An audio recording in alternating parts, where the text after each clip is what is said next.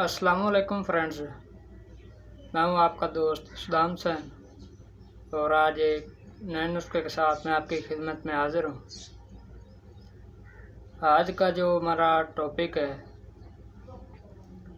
कि प्रवासी कबूतर को जो जुलाब कर कैसे करें और बाजियों से पहले करना चाहिए या बाद में। तो ये आपको मैं तरीका बताऊंगा, पहले करना चाहिए या बाद में बाजियों के करना चाहिए। तो आगे बढ़ने से पहले अभी तक आप दोस्तों ने हमारे चैनल को सब्सक्राइब नहीं किया तो सब्सक्राइब कर दें। सबसे मेन बात ये है, जैसे कि हम जो छतरी वाले कबूतर पर करते हैं, जैसे जो उन्हें उड़ाते हैं,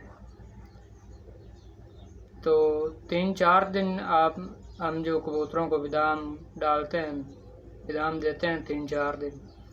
उसके बाद जो हमें जुलाब करना बहुत ज़रूरी होता है, बहुत ही लाजमी होता है। जुलाब ना करें तो उन्हें जो विदाम खुराक हम देते हैं वो असर नहीं करती, वो लगती नहीं, कबूतर का वज़न जो नहीं बढ़ता और इससे जो कबूतर परवाज़ भी कम करता है। तो आपको जुलाब करना चाहिए।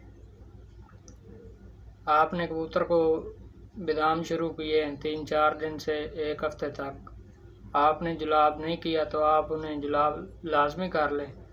इससे आपका कबूतर जो परवाज़ भी बढ़ाएगा और जिस्म भी बनाएगा। जिस्म बिल्कुल ऐसे होगा जैसे कि लाल टमाटर की तरह हो जाएगा। तो ये देसी जुलाब है, इसमें कोई मेडिसिन कुछ भी नहीं मिक्स, सिर्फ देसी है।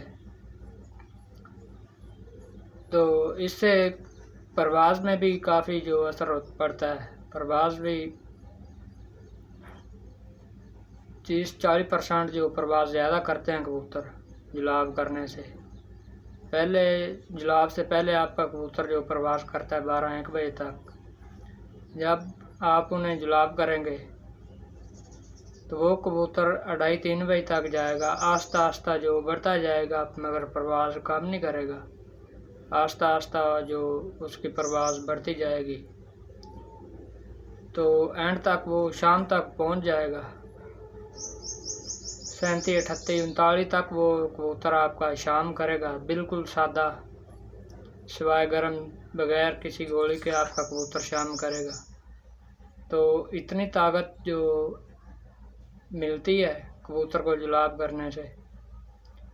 जुलाब करने से आप नंबर 1 पे जो कबूतर हरी बिट कर रहा है, सब्ज़ बिट कर रहा है, वो भी ठीक हो जाएगा।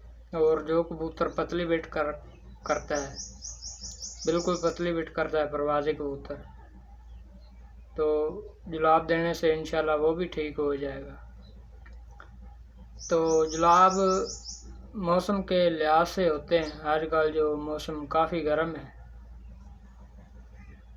तो गर्म मौसम का जो मैं जुलाब बताऊंगा आप दोस्तों को। आपको एक आपने अरड़ लेनी है, एक रीढ़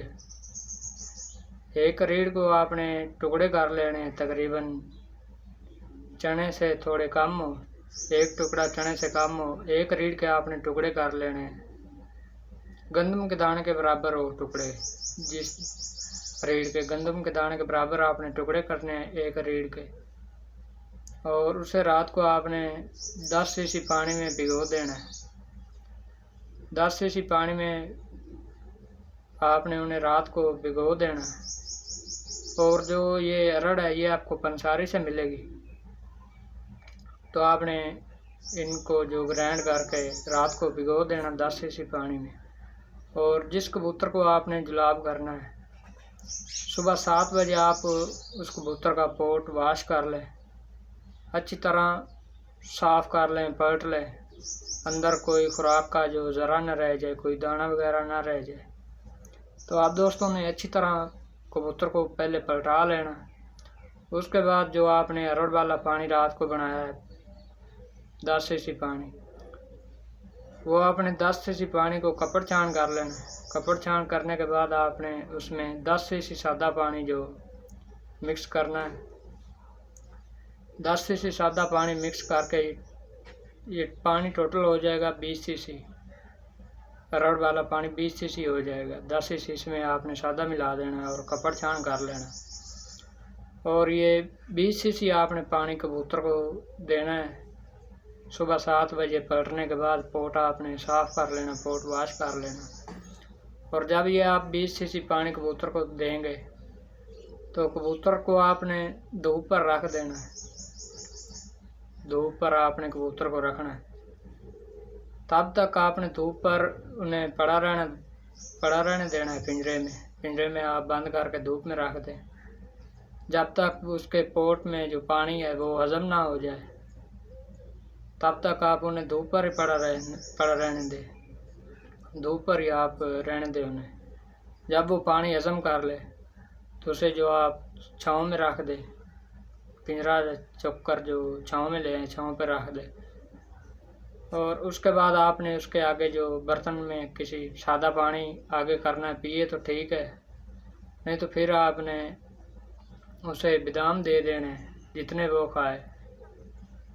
ये जुलाब करने से कबूतर जो बहुत ज़्यादा बादाम हज़म करता है उसका जो मैदा वाश हो जाता है, अंदर से जो हाजमा बिल्कुल ठीक हो जाता है। तो आपने ये जुलाब लाजमी करना है। ये 8 जेठ और असू और सावन भाद्र में ये जुलाब होता है।